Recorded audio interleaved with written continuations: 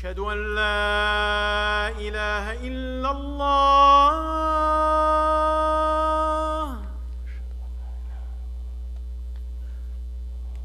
أشهد أن لا إله إلا الله.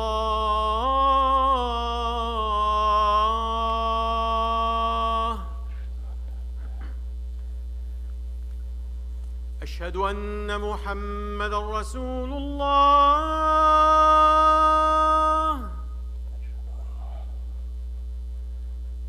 أشهد أن محمدًا رسول الله.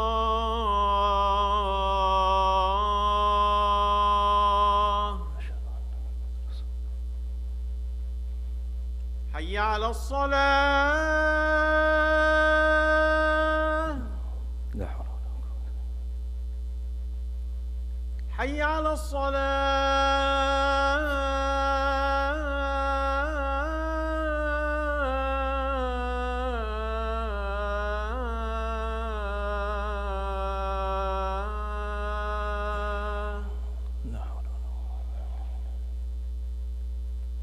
حي على الفلاح.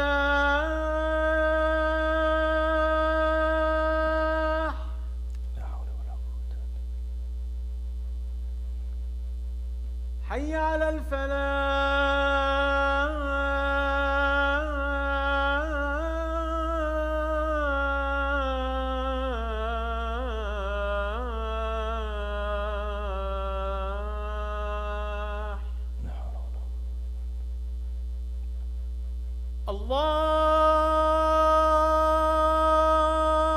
الله أكبر.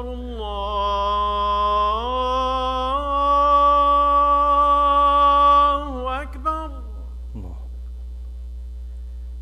لا إله إلا الله.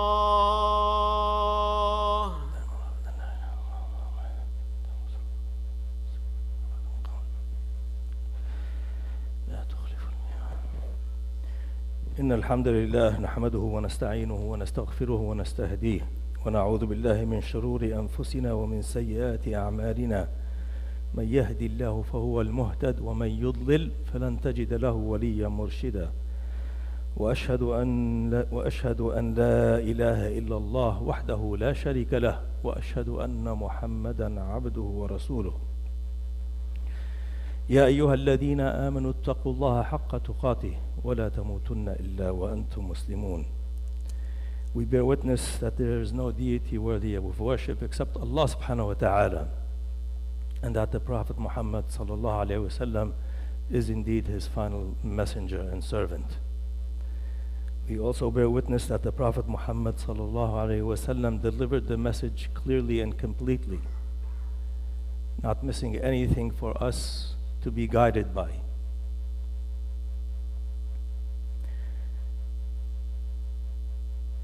And I remind myself and my brothers and sisters to always have taqwa in Allah, being aware and conscious of Allah subhanahu wa ta'ala's existence at all times. And that we should make sure that we do not pass on from this short life unless we are on the faith of Islam and obedient to Allah subhanahu wa ta'ala. I would like to start this short khutbah by asking Allah subhanahu wa ta'ala to be with our dear brothers and sisters and our children in Gaza and in all of Palestine. For there is no one that will benefit them except their Creator and our dua, inshaAllah.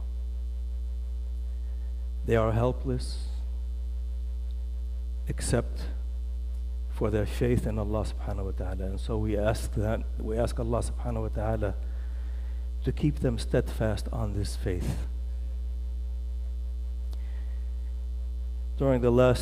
Since the beginning of this struggle, listening to the news and what's happening, trying to make sense and understanding how our brothers and sisters in Palestine got into this mess where they are today, continually oppressed, for the last 75 years. And I think it is wise of all of us sometimes to step back and take a bird's eye view of what is going on. And take a bird's eye view of the history. And it took me back to the Quran al-Kareem. And the very first verses where Allah subhanahu wa ta'ala introduces the creation of Adam, where in Surah Al-Baqarah He announces to the angels that indeed I shall create mankind, a vicegerent on earth. And the angels ask a question. Why would you create someone to go to the earth who will be corrupt and have wide bloodshed? Why would you create such a creature? So corruptness and bloodshed came to mind. That's what drew me to these verses, because that's what we see today. Corruptness against truth and extensive bloodshed. Allah subhanahu wa ta'ala replies, Inni a'lamu ma la ta'lamun. I know that which you do not know. So what is the key word here? Knowledge. Al-ilm.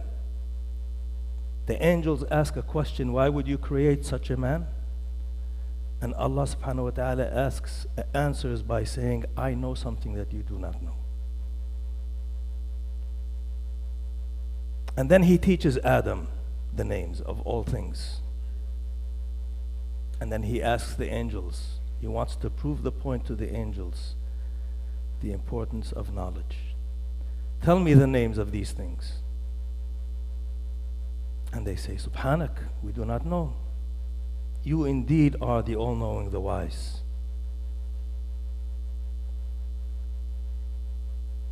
And then He asks Adam, or He commands Adam, alayhi salam, tell us the names. And Adam tells the names. And then Allah subhanahu wa ta'ala turns to the angels and He tells them, did I not tell you that I know that which you do not know? And I know what is in the heavens and on the earth.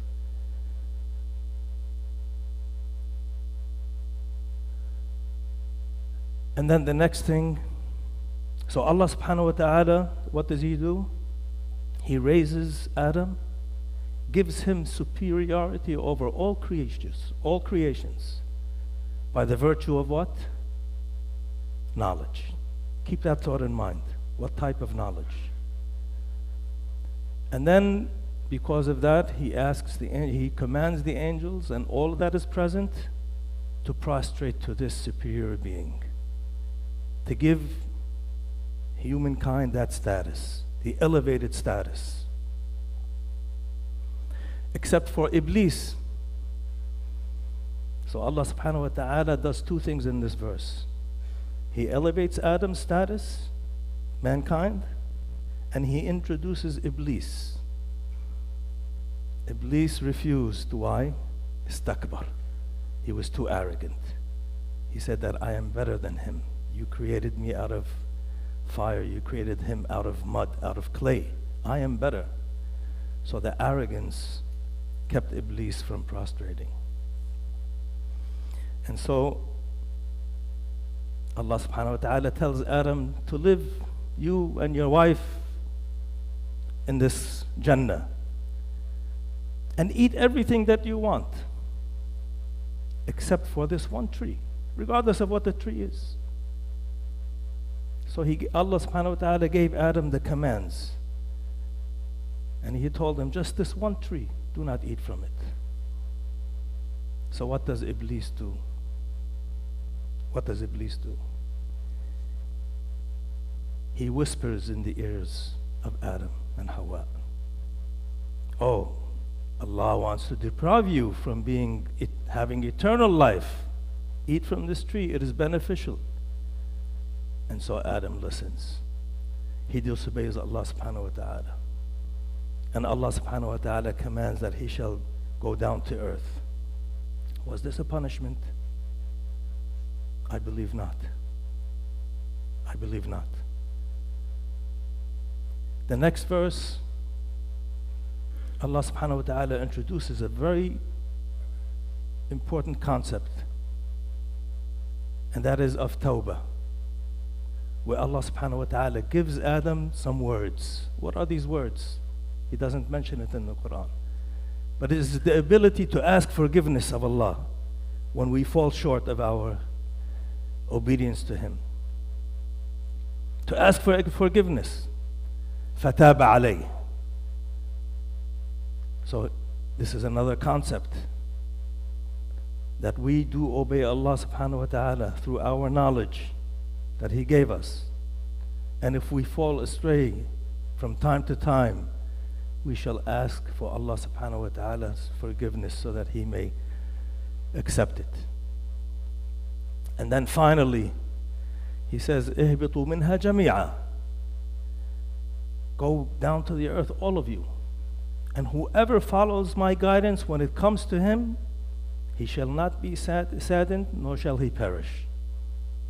Whoever follows my guidance shall not be saddened or perish. That is the rule. And whoever disbelieves and belies my message shall dwell in the hellfire. What does Allah subhanahu wa ta'ala do here in these verses? He introduces to us all that we need to live on this earth successfully. And He introduces to us that you shall deal with a shaitan, who shall whisper in your hearts, who shall try to deceive you in very deceptive ways from the truth, and sometimes making falsehood look like truth. Why? To lure you away and make you amongst وَالْعِيَاذُ بِاللَّهِ أَهْلِ الْكُفْرِ.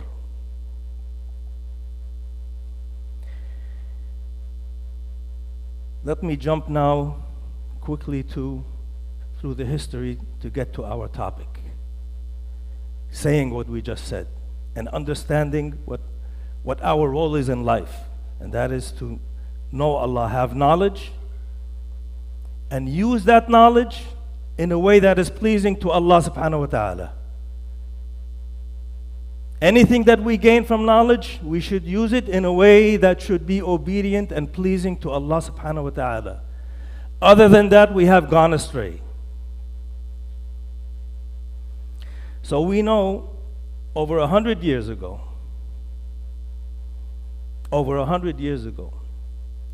we still had the Ottoman Empire, the last Khalifa. At that time, there was a young Jewish man. His name was Theodor Herzl. Many of you have heard of him. Some of you may have not. He was not the first Jew to have this vision, but he founded the Zionist movement. And he aspired to have what he called a homeland. And if you read the history, and the reason why I'm telling you this is because what happened in the last 10 days pushed me to read the history. Because with that knowledge, brothers and sisters, that we need, it gives us strength and understanding of where to go and how to proceed. Without the knowledge, we will go blind. Someone will go left, someone will go right, someone will say condemn, someone will say no, do not condemn. It's important for us to understand our history and why we are where we are today. So he planted that vision of having a homeland. And when you read the history, the reason why he selected the word homeland, because the word state had other implications that would not have been acceptable at that time to the Ottomans, to the Khalifa. So he selected the word homeland. It's a pleasant word, homeland. But they understood that it meant to have a state there. So he went to the Ottomans and they refused. until World War I broke out. And when World War I broke out, there were sides. There was Germany and the Central Powers, and then there were the Allies, British, France, then later Russia, and then United States finally. Those were the two sides. The Ottomans chose to side with the Germans. The British, foreseeing that they will win the war, their side will win the war, they went to the Arabs, Sharif al-Husseini in Mecca. Don't forget Shaitan. Don't forget Shaitan, how he whispered in the ear of Adam to eat from the tree, to give you eternal life.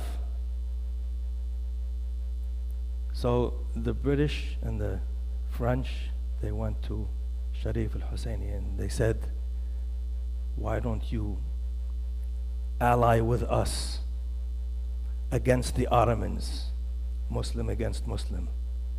In the end, we will give you self-rule. You will rule your own land. Now, I don't know the history of the Ottomans at that time. I don't know if they were doing the right thing by the Arabs or by the countries that they ruled or not. I really do not know. There may have been good reason why the Arabs needed to, or they felt some injustice. Wallahu a'lam. But in the end, there is a big lesson here. Unity and remaining united is more important than some of the little gains that you may get. Self-rule. You will rule yourself. At that same time, Herzl was speaking to the British. The British knew that they wanted something. So they went to them. And this is another important thing for us to learn. Why did the British go to the Jews, to the Zionists at that time, and offer them the Balfour Declaration? If you haven't read the Balfour Declaration, it is the declaration that gave the Jews the promise of a homeland in Palestine. It's a short 2-paragraph statement. But that little statement put us in the eternal conflict that we are in today in Palestine. But why did they go to the Jews and offer them that? Because the Jews at that time were influential. Through their knowledge and through their achievements, they were able to position themselves in a way that they were influential. The British felt that these Jews can convince Russia to join the Allies. And they can convince the United States to join the Allied forces. So it was a trade. What we are living today in Palestine, in Palestine, Masjid al-Aqsa, Ula al-Qiblatayn, the conflicts and the strife and the bloodshed and the years and years and years of difficulty and hardship is a result of the Jews being influential enough that the British offered our land to them as a negotiating tool. As a negotiating tool. We were negotiated, brothers and sisters, just so that those forces can join the Allied forces. That's all, those countries. Simple. Later, time passed on, and we came to World War II. And still the land, this was in the 1917, where the Balfour Declaration around that time, But the land was not given to them. Prior to that, when Theodor Herzl was aspiring to have Palestine as a homeland, 2 rabbis went to the land of Palestine to check out the situation. And they came back with this message. The bride, meaning the land of Palestine, is beautiful. The bride is beautiful, but she is married to another man, meaning that Palestine already had its people. The land of Palestine was fully consumed. It was fully agricultural at that time. It was very prosperous. If you go back and you read about the history of Palestine, it was very, very prosperous. So that terminology that they continually to use, a land without a people and a people without a land married, that's a lie. That is a lie. So they could not implement giving the land to these Jews based on the Balfour Declaration because it didn't make any sense. Until World War II happened.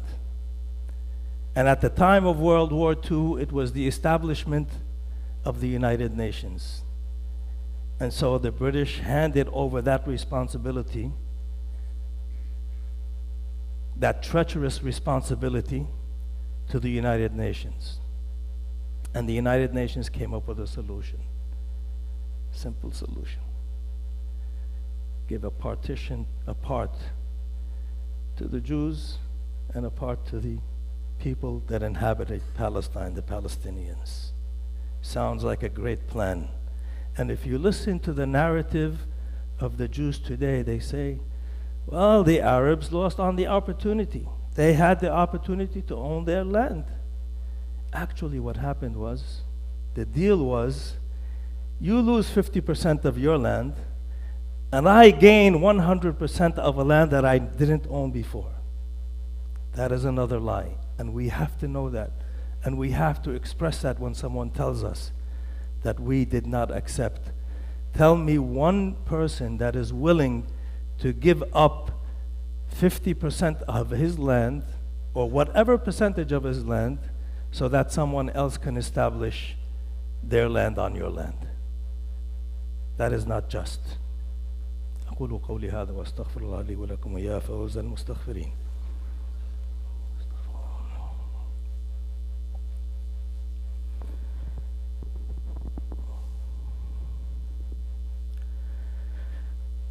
الحمد لله رب العالمين والصلاة والسلام على سيد المرسلين أما بعد. Dear brothers and sisters, the topic is very vast. And when I go back to the beginning of the creation of Adam, knowledge is the most important thing. Knowledge is power. We Muslims must be powerful with our knowledge. And knowledge in the hands of the Muslims and in the minds of the Muslims should be used correctly to spread justice, not injustice. We can see today they have something in what they call now Israel, the stolen land of Palestine. They call something an Iron Dome. The Iron Dome, this is the defense system that they have. You know what the Iron Dome is? So when rockets are shot towards their lands, the newly technological missiles that come up, they intercept. Each one of those costs, I don't know how much, millions of dollars to intercept the rockets that are coming in. So it creates like a dome. In reality, that is not their form of protection. In reality, their Iron Dome is a political Iron Dome. And we see that. The atrocities and the killing, collateral killing, mass killing of innocents. And we hear the news, and every time the broadcast speaks, or the newscaster speaks about the issues, he goes back immediately to October 7th, as though that is the only atrocity that happened. So what's the difference between someone, and we don't know the news exactly 100%, but let's give it to them. The people that came in from Hamas, they used their power misguidedly. They did what the Prophet Muhammad ﷺ told them not to. Let's say that that's the case. So that person that was murdered, was killed. Let's say he was innocent and he was killed. Tell me, please, what is the difference between that person?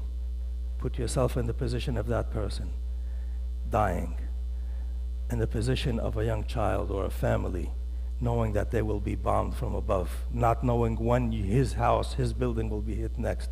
What is the difference? But they keep focusing on that. That is the Iron Dome. Israel has the right to protect itself.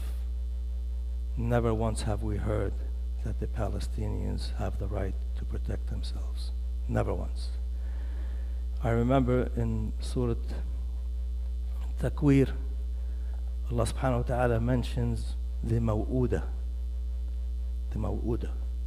Maw'uda was something that the Arabs did pre-Islam whenever they had a child, and if it was unfortunately in their minds.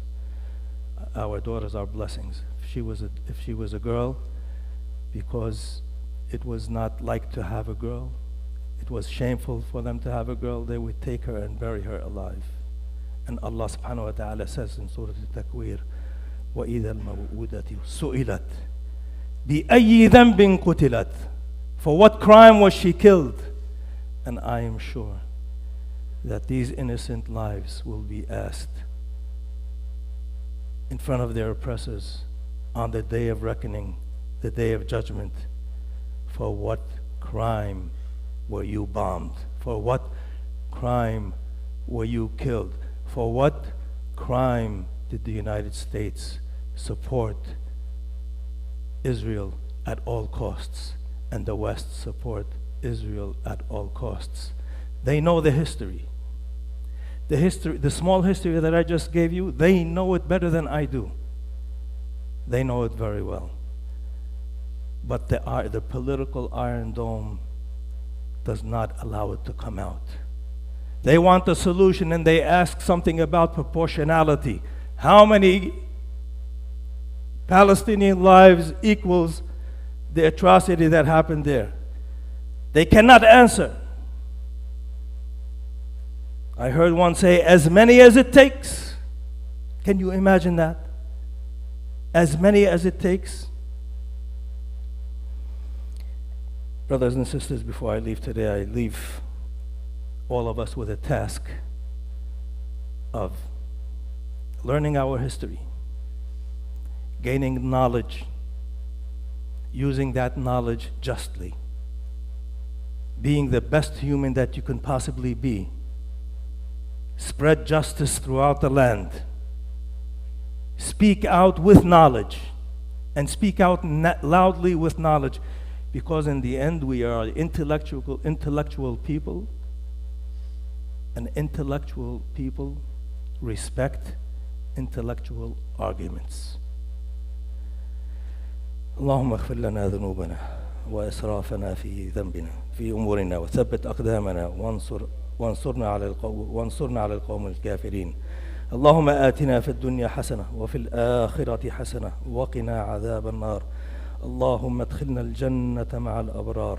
اللهم يا واصل المنقطعين أوصلنا إليك. هب لنا عملا صالحا متقبلا يقربنا إليك.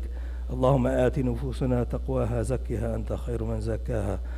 Oh Allah, stand with our helpless brothers in Gaza and sisters and children. Oh Allah, give them your full support. Oh Allah, oh Allah, oh Allah, we ask you to help them at all times and give them taqwa and give them thabat and help them raise the status of the Muslims throughout our Muslim ummah, throughout our lands.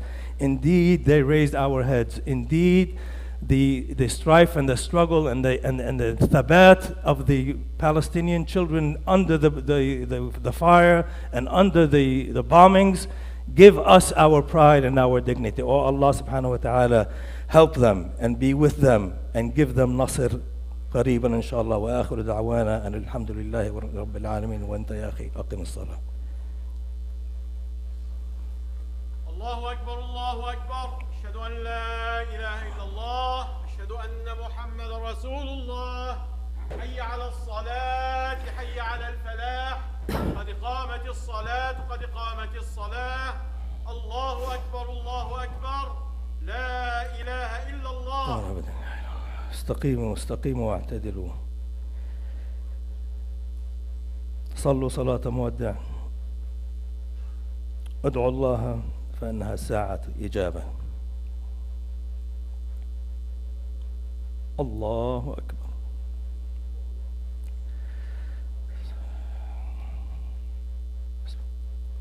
الحمد لله رب العالمين الرحمن الرحيم مالك يوم الدين إياك نعبد وإياك نستعين اهدنا الصراط المستقيم صراط الذين أنعمت عليهم غير المغضوب عليهم ولا الضالين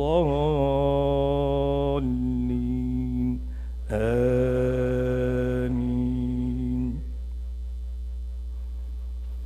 وإذ قلنا للملائكة اسجدوا لآدم فسجدوا إلا إبليس أبى واستكبر وكان من الكافرين. وقلنا يا آدم اسكن أنت وزوجك الجنة وكلا منها رغدا حيث شئتما ولا تقربا هذه الشجرة فتكونا من الظالمين. فأزلهما الشيطان عنها فأخرجهما مما كانا فيه وقلنا اهبطوا بعضكم لبعض عدو ولكم في الأرض مستقر ومتاع إلى حين. فتلقى آدم من ربه كلمات فتاب عليه إنه هو التواب الرحيم. الله أكبر.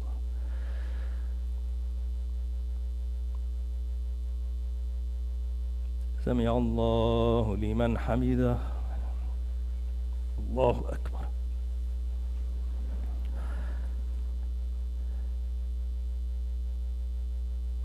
الله أكبر. الله أكبر.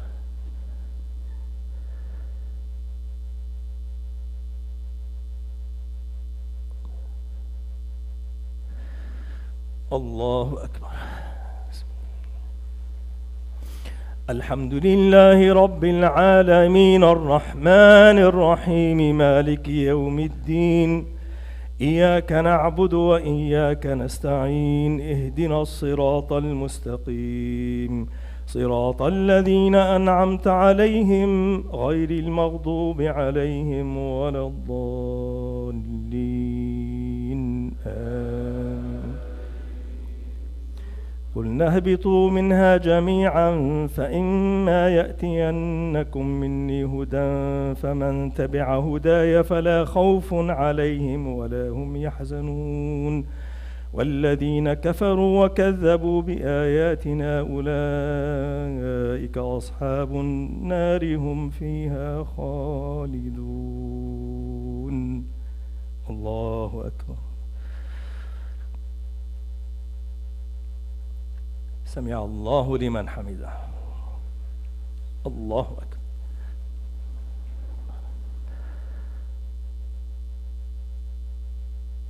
الله أكبر.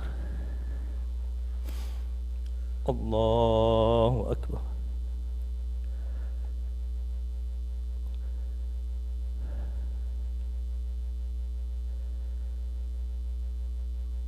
الله أكبر.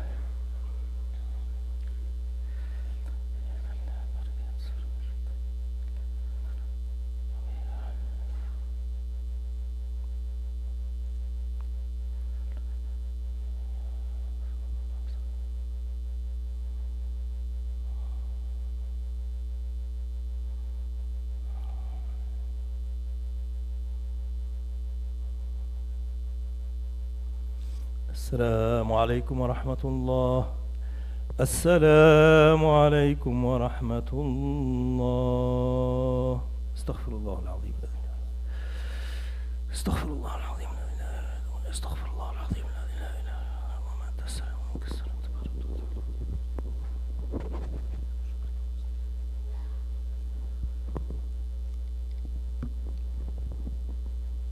Please do not forget to support your masjid on the way out. Please do not forget to support your masjid on the way out. Jazakum Allah khair.